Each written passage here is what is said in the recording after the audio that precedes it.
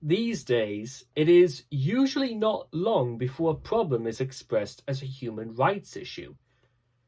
This book looks at where the concept of human rights came from and how the human rights movement has developed a set of obligations that apply worldwide. We will consider the trajectory of the idea of human rights and the role that human rights play and might come to play in our world. Different people currently see human rights in different ways.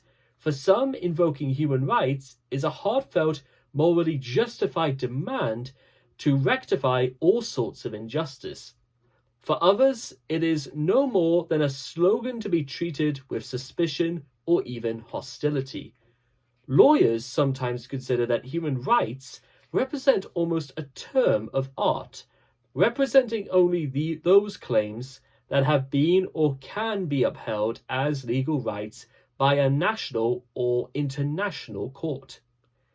Yet the application of human rights law in court is almost always contested, with both parties to a dispute demanding that human rights law be applied in their favor.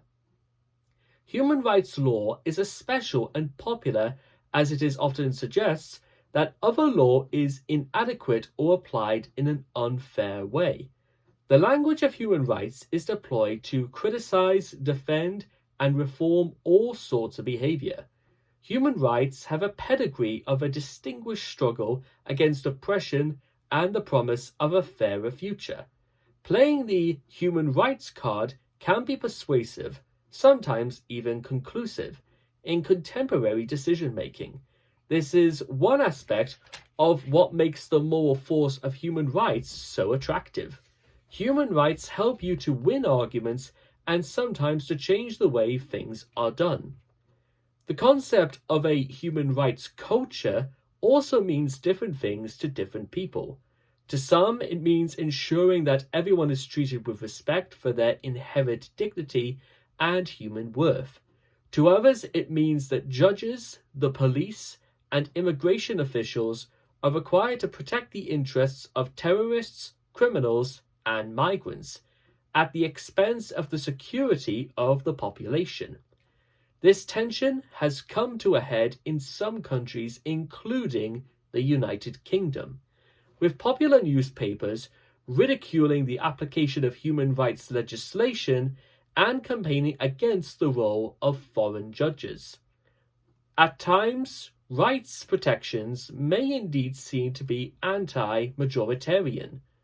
Why should judges or international bodies determine what is best for any society, especially when democratically elected representatives have chosen a particular path? But the point is that human rights may serve to protect. Human rights and British backlash. Chris Grayling in the Daily Mail, 2014, "We must seize power from Euro judges and return the phrase human rights to what it really should be, a symbol of the fight against oppression and brutality. Prisoners being allowed artificial insemination treatment in order to protect their family rights, voters for prisoners in our jails, no whole life sentences for the most brutal murderers, no deportation for terrorists."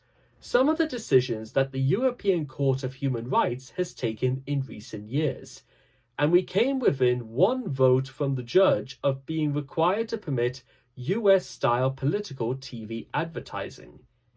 These are not great principles of human rights. They are decisions taken by a court, made up by people who are not by any means all legally qualified, that sees the original European Convention as a living instrument, to be rewritten as the years go by. All of them should be matters for our Parliament and not for the courts to decide, but right now they aren't. Quite simply, that is not what we signed up to, so the next Conservative government will sort this out once and for all. We won't walk away from the principles of human rights, but we will say very clearly that we are a sovereign nation, which upholds the best of human rights, and that decisions about our nation should be taken by our Parliament. Susan Marks' 2014 Backlash: The Undeclared War Against Human Rights. There is the same kind of reactive assault that Faude described in her account of the backlash against women's rights in America. It is the likewise limited gains of the human rights movement that are now to be rolled back. There is the same pattern whereby, in our case, human rights are blamed for producing the very condition they purport to remedy. That is to say, subjection, insecurity, unfreedom. There is the same sense of undeclared or covert war, as they tell it in these critics are not out to destroy human rights. On the contrary, they are the real defenders of human rights and fundamental freedoms. In the face of the depredations of a human rights movement bent on conceptual inflation and institutional overreach. And that is going to be my thought for the day. Thank you.